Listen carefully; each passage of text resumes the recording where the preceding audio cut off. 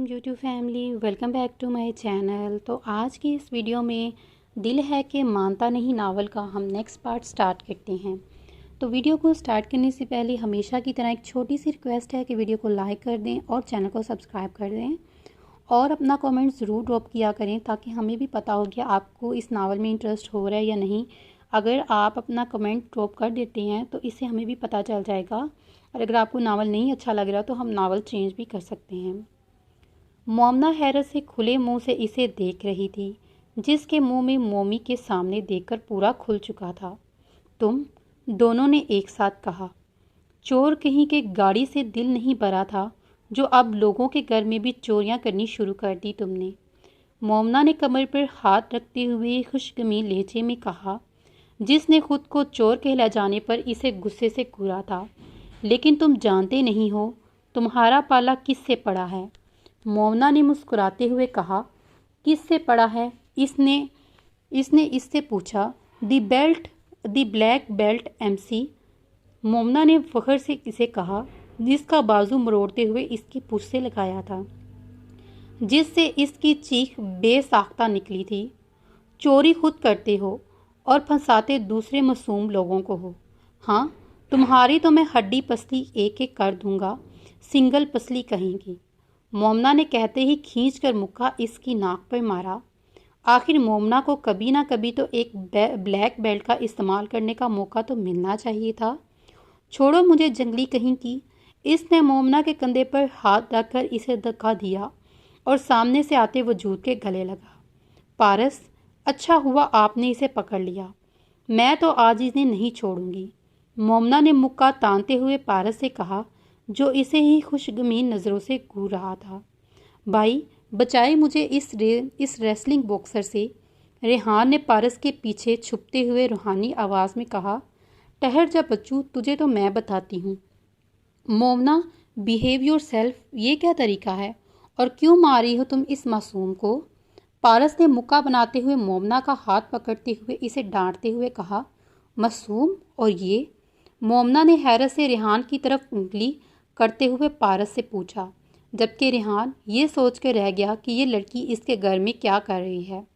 रेहान ने अपने सूजे हुए मुंह से पुरसोच नज़रों से मोमना और पारस को जांचा। ये चोर है, तुम नहीं मानते इसे, तुम नहीं जानते इसे। मोमना, छोटा भाई है ये मेरा, रेहान अब्दुल एहतशाम। पारस ने मोमना की बात को बीच में ही काटते हुए इसे अपने लाडले भाई का तारुफ करवाया, जो पढ़ाई के सिलसिले में ज़्यादातर हॉस्टल में ही रहता था। क्या? मोमना ने फटी फटी नज़रों से पारस के पीछे आंख पटपाते हुए रेहान को देखा। देखो क्या हालत कर दी तुमने इसकी, सारा मुंह सुजा दिया। पारस ने रेहान को इसके सामने करते हुए गुस्से से कहा। अंदर चलो तुम, पारस ने रेहान को तीखे अंदाज में कहा।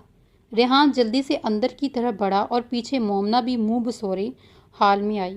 बेटा, ये क्या हुआ? आयशा ने जूस का ग्लास टेबल पर रखते हुए रेहान से पूछा। मोमना ने परेशानी से सबको देखा, जो रेहान के चेहरे को परेशानी से देख रहे थे, जिसके चेहरे पर सुर्ख और नीले निशान पड़े हुए थे। अम्मी, इसने। रेहान जो मोमी की तरफ इशारा करने ही वाला था, पारस जल्दी से बोला। मैंने मारा है इसे, पारस ने तंजिया नज़रों से खुरम को देखते हुए कहा, जो खुरम के पास खड़े इसके चेहरे को परेशानी से देख रहा था। रेहान और मोमना ने हैरत से देखा। पूछ सकता हूँ क्यों मारा तुमने बच्चे को? खुरम ने गुस्से से दांत पर दांत जमाते हुए पारस से कहा। जी क्यों नहीं, आप पूछ सकते हैं, लेकिन बताना या ना बताना ये मुझ पर है, इसलिए तुम्हें बताना मैं ज़रूरी नहीं समझता, पारस ने रिलैक्स से अंदाज में कहा। खुरम ने इसे घूरते हुए रेहान को सोफे पर बिठाकर अंदर से कोई क्रीम वगैरह लेने चला गया। भाई तो वो पारस का था, लेकिन खुरम को वो बहुत प्यारा था। खुरम को अपने से रिलेटेड सारे ही रिश्ते प्यारे थे सिवाय पारस के। कभी पारस और खुरम भी बहुत ज़्यादा प्यार था, लेकिन अब वो एक दूसरे को देखना भी पसंद नहीं करते थे। मलिक एहतशाम पारस को खुशगमीन नज़रों से देखते हुए अपने कमरे में चले गए। पारस सर झटक कर रह गया। उफ, क्या करूं मैं इस लड़के का, हर एक के दिल में मोहब्बत लिए फिरता है। फौजिया ने रेहान को क्रीम लगाते हुए खुरम को देखकर जलकर अपने पास बैठी आसकुल से कहा। जिसने जूस पीते हुए बेख्याली में कहा, पारस नाश्ता तो कर लो बेटा। आयशा ने पारस को सीढ़ियाँ चढ़ते हुए देखकर पीछे से कहा, अम्मी 5 मिनट में फ्रेश होकर आता हूँ। वो कहकर कमरे में गुम हो गया। बाई गिफ्ट तो खोलें जब आप बैग भरकर लाए हैं। रेहान ने टिश्यू से हाथ साफ करते हुए अपने केयरिंग से भाई को कहा, जो सबका ख्याल रखना चाहता था। यार ले आओ मेरे कमरे से बैग। तुम जब तक ले नहीं लोगे तुम कौन सा मेरी जान छोड़ोगे। खुरम ने मुस्कुराते हुए इसके बाल बिगाड़े थे। अभी लेकर आया, रेहान कहता ही चला गया और कमरे से बैग लाने। चची जान ये आपके लिए। खुरम ने एक खूबसूरत सी शाल आयशा की तरफ बढ़ाते हुए कहा, शुक्रिया बच्चे। और भाई मेरे लिए? उफ बहुत बेसब्रे हो तुम। लो पहले तुम ले लो। खुरम ने एक छोटा सा बॉक्स इसकी तरफ बढ़ाते हुए कहा। खुरम ऐसा ऐसा सबको गिफ्ट देने के बाद मोमी की तरफ आया, जो जूस पीती हसरत से इन्हें आपस में हंसते मजाक करते हुए देख रहे थे। जब अपने पास आते खुरम को देखकर चौंकी थी। ये तुम्हारे लिए। खुरम ने एक नीले रंग का लंबा नफीस सा बॉक्स इसकी तरफ बढ़ाते हुए कहा। मोमी हैरत से अपनी चेयर से खड़ी हुई। पकड़ लो, तुम मेरी कज़न भी हो और हदीज चाचू की बेटी भी। खुरम ने बॉक्स इसकी तरफ बढ़ाते हुए कहा। मोमी की आंखों में पता नहीं कैसे नमी सी चमकी थी, जो खुरम जैसे ज़िराक इंसान से छुपी नहीं थी। खुरम ने इसका हाथ पकड़ते हुए इसकी हथेली पर बॉक्स रखा। फौजिया बेगम तो दांत पीस कर रह गई। कितना भड़काया था इसने इस लड़की के अखलाक से, लेकिन वो कब अपने जोड़े रिश्तों को इग्नोर करता था जो इसे करता। मेरी बीवी को तुम्हारे दिए हुए तोहफों की ज़रूरत नहीं, पारस ने इसके पास रुकते हुए संजीदगी सी आवाज़ में कहा। खुरम ने इसे तीखी सी निगाहों से देखकर रह गया।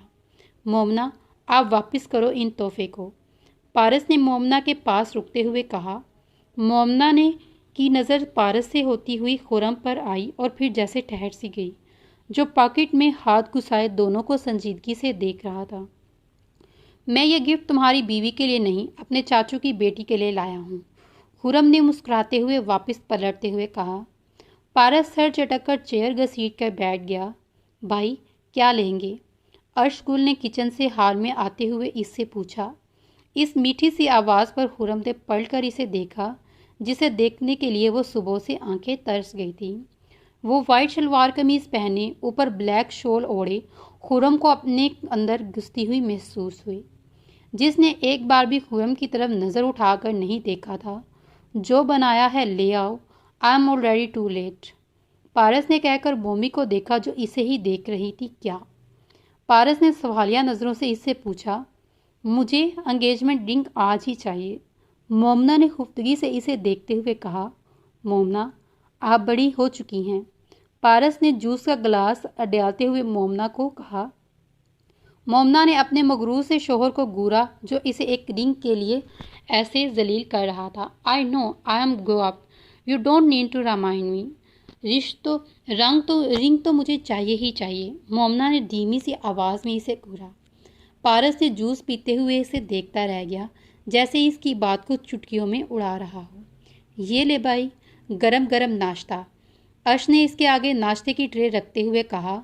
खुरम जो दादा हजूर की वॉच पहना रहा था, अर्श की आवाज़ पर इसकी तरफ मुतवज्जा हुआ। अर्श अपना गिफ्ट नहीं लोगी? खुरम ने जाती हुई अर्श को पीछे से आवाज़ दी। फौजिया ने अपने बेटे को घूरा, जो इस वक्त सिर्फ अर्श को ही देख रहा था। मोमना ने गाल पर हाथ रखकर खुरम को देखा। खुरम की शक्ल खूबखू हदीज जैसी लग रही थी। वो जब भी खुरम को देखती इसे हदीद मलिक याद आते थे।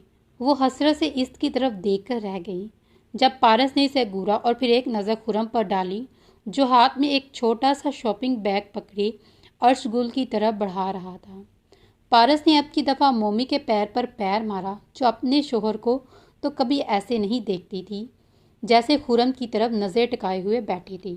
मोमना ने घूर कर पारस की तरफ देखा और फिर अपनी आबरू उकचाकर इसकी तरफ देखा। क्या? चाय डालकर दे मुझे, पारस ने तीखे से लहजे में कहा। मोमना ने मुंह बनाती हुई टी पॉट से चाय निकालकर इसके आगे रखी और फिर से नज़र इन दो जोड़ों पर टिका दी। पारस बेचारा खुर्रम साहब को कोस कर रह गया। अर्श ने संजीदगी से इसे देखा, जो आंखों में मोहब्बत का समंदर लिए इसे ही देख रहा था। अर्श बिना कुछ कहे अपने कमरे की तरफ चली गई। पीछे खुर्रम होंठ बींच कर रह गया। वो फिर बेबसी से अपनी माँ को देखा, जो अब तसल्ली से चाय का कप होंठों से लगाए बैठी थी। खुर्रम लब बीचे तेज़ कदमों से अपने कमरे की तरफ बढ़ा था। मोमना ने कमरे में आकर खुर्रम का दिया हुआ गिफ्ट खोला, जिसमें एक बहुत ही खूबसूरत सोने का ब्रेसलेट था। डैड, मुझे भी मामा की तरह का ब्रेसलेट लेना है, छोटी सी मोमी ने मुंह बसोरते हुए हदीद से कहा। बेटा, अभी तो आप बहुत छोटी हो ना, मैं वादा करता हूँ कि जब आप बड़ी हो जाओगी ना, ठीक ऐसा ही ब्रेसलेट बनवाऊँगा आपको। हदीद ने अपनी 5 साला बेटी का माथा चूमते हुए कहा। डैड, मैं आपको भूलने नहीं दूंगी, ऐसा ही ब्रेसलेट लूँगी। मम्मी ने अपनी साफ आवाज़ में अपने बाप को कहा। मेरे बच्चे, आप पहले बड़े हो जाओ, फिर पहले अपनी मामा वाला ब्रेसलेट ही आपको दूंगा। हदीद ने आहिस्ता से मम्मी के कान में कहा। सच? मोमना एक्साइटेड सी होकर हदीद के गले लगी। मोमना आंखों में आंसू की जड़ी लिए अपनी मामा का ब्रेसलेट पकड़े खड़ी थी। मामा का ब्रेसलेट खुर्रम भाई के पास क्या कर रहा है? मोमी ने आंसू साफ करते हुए उलझन से सोचा। अर्श वॉशरूम से बाहर आई, जब बेड पर पड़े छोटे से शॉपिंग पर नज़र डाली। अर्श लब बीजते हुए बेड पर बैठी और आहिस्ता से शॉपिंग बैग की तरफ हाथ बढ़ाया।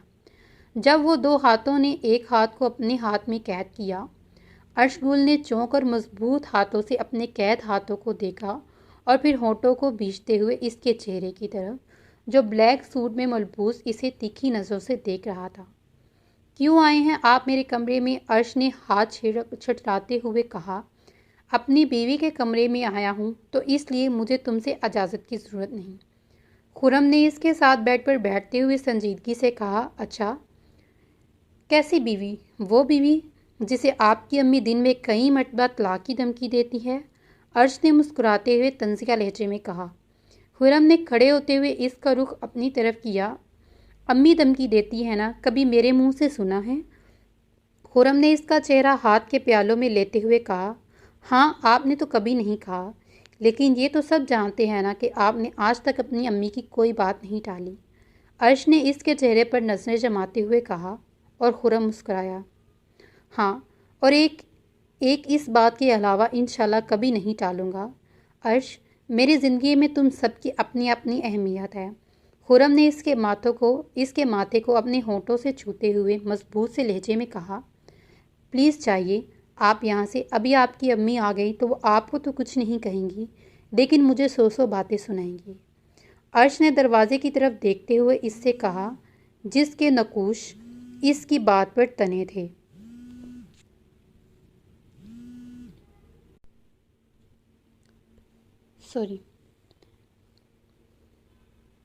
अच्छा देखूंगी मैं क्या लाए हैं तुम्हारे। अच्छा देखोगी नहीं कि क्या लाया हूँ तुम्हारे लिए?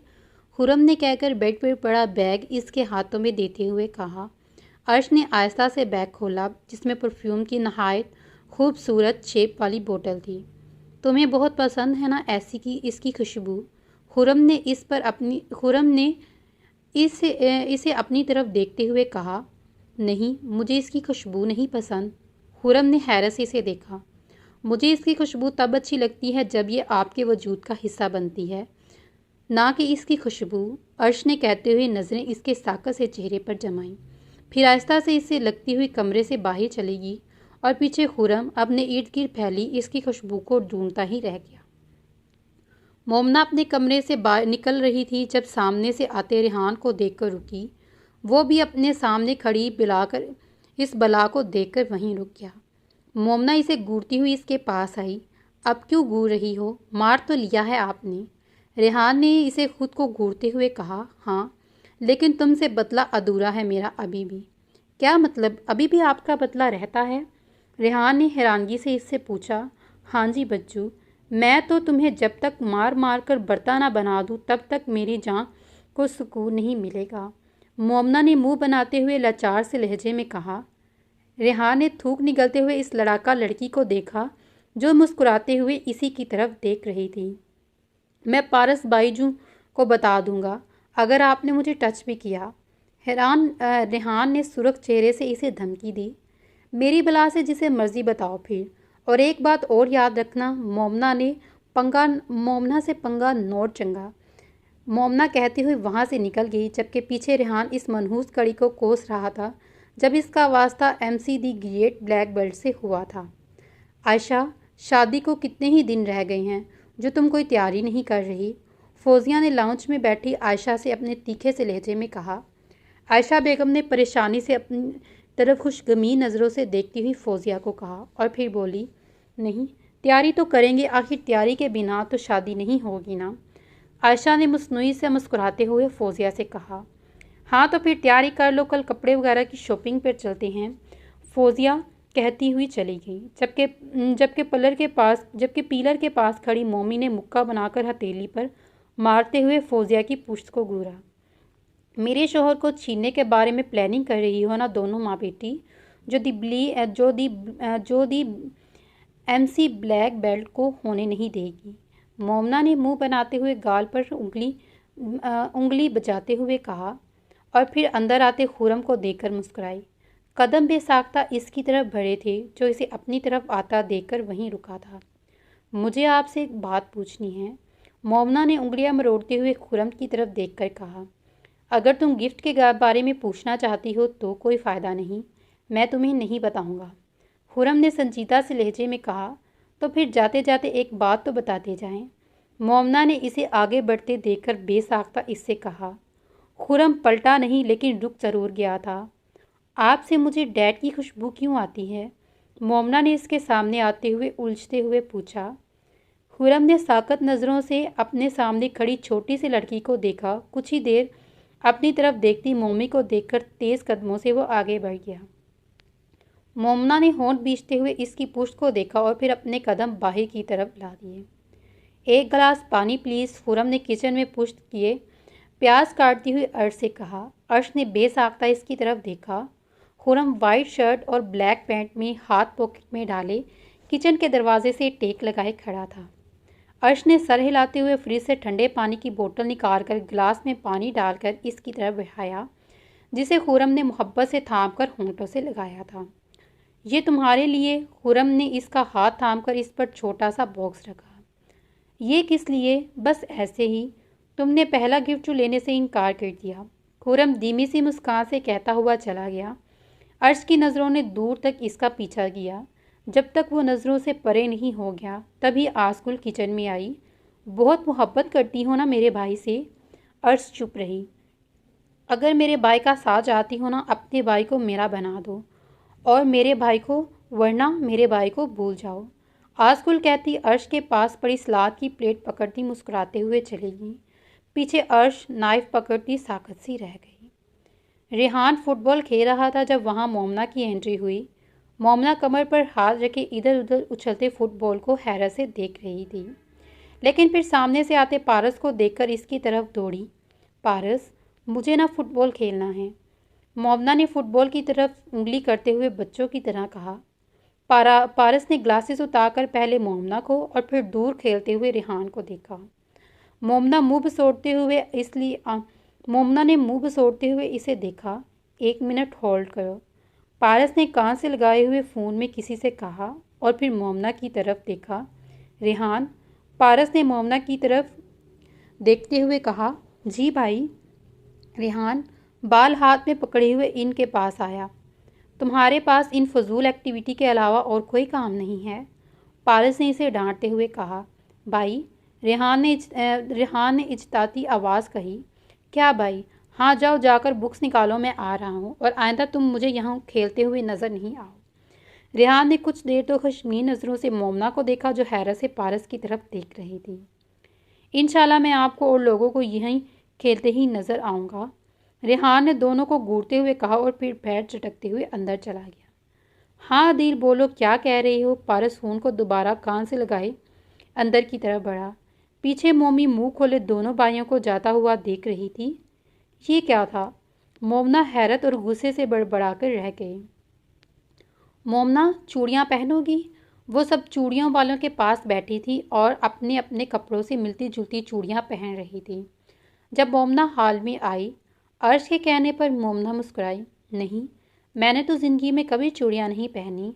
मोमना ने इश्तियाक से रंग बिरंगी चूड़ियों को देखकर अर्श से कहा, अर्श, वो रेड चूड़ियाँ ज़रा मेरी तरफ करना। तुम जानती तो हो कि रेड चूड़ियाँ पारस को मेरे हाथ में कितनी अच्छी लगती हैं। आज गुल ने तीखी सी मुस्कान से मोमना की तरफ देखते हुए कहा। अर्श गुल ने मोमी को बेबसी से देखा। मोमना ने दांत पर दांत जमाते हुए आज गुल को घूरा और फिर चूड़ियों वाली को नीले कलर की चूड़ियाँ पकड़ाने को कहा। मुझे ये वाली चूड़ियाँ पहना दो, मोमना ने अर्श गुल के आगे कलाई करते हुए कहा। अर्श ने मुस्कुराते हुए चूड़ियाँ इसकी कलाई में पहनाई। बहुत अच्छी लग रही हैं। अर्श ने इसकी शर्ट से मैच करती हुई चूड़ियों को देखकर कहा, जबकि आज गुल सर झटक कर सुर्ख चूड़ियाँ चढ़ाने लगी।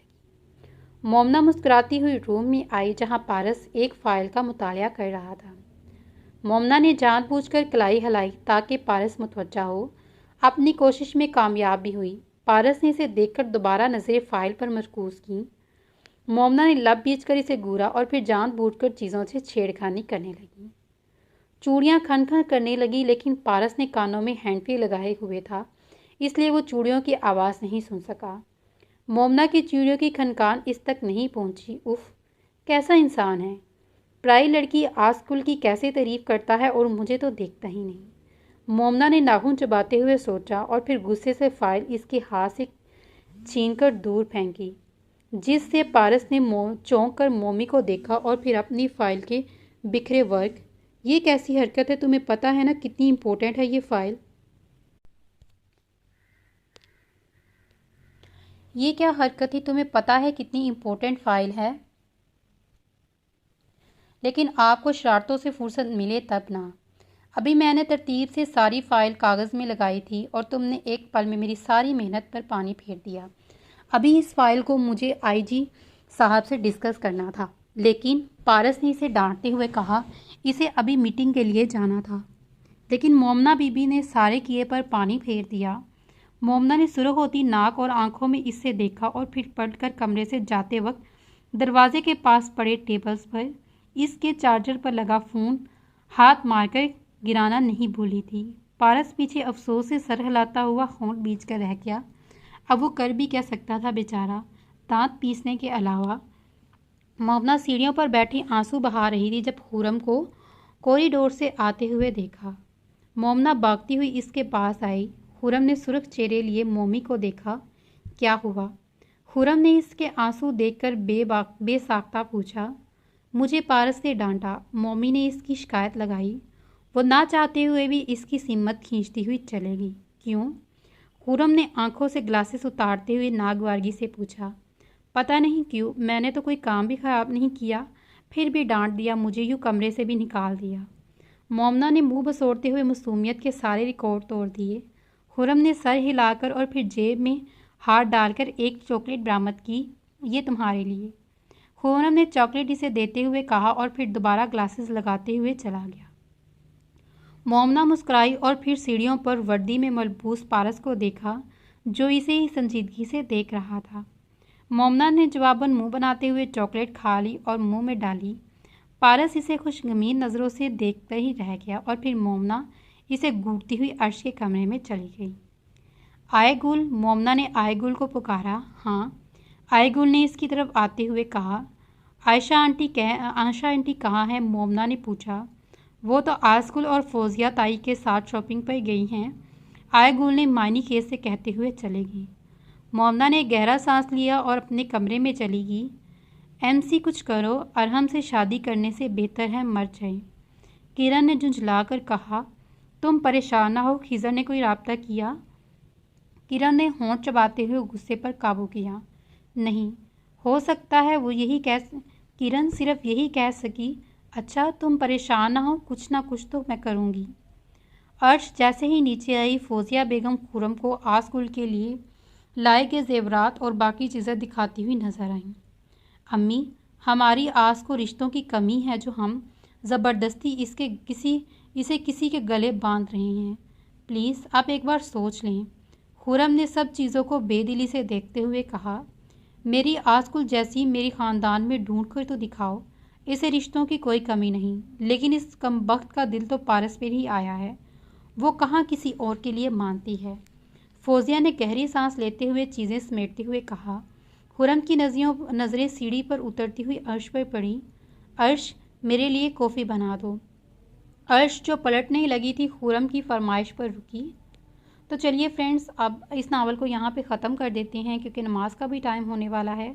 तो अगली वीडियो में हम डबल नावल पढ़ देंगे, मीन्स के ज़्यादा लेंथी वीडियो बना देंगे। तो मिलते हैं अगली वीडियो में, तब तक अपना ख्याल रखिएगा। अल्लाह हाफिज़, टेक केयर। वीडियो को लाइक कीजिएगा, चैनल को सब्सक्राइब ज़रूर कीजिएगा। Take care.